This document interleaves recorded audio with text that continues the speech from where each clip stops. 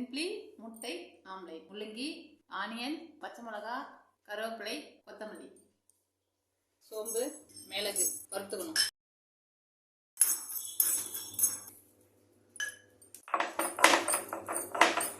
வெங்காயம், கொத்தமல்லி, கருவேப்பிலை, பச்சை மிளகா, துருவி வச்ச முள்ளங்கி, நம்ம தேவையான அளவு சால்ட்டு, லைட்டாக மஞ்சத்தூள், லைட்டாக வெறும் மிளகாத்தூள், நம்ம அந்த இடித்து வச்ச மிளகுத்தூளும் சோப்புத்தூளும் போட்டுக்கலாம்.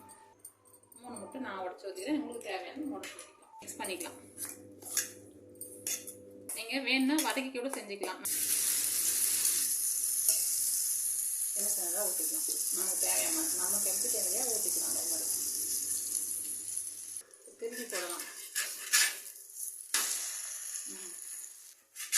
முட்டை ஆம்லேட் ரெடி ஆயிடுது.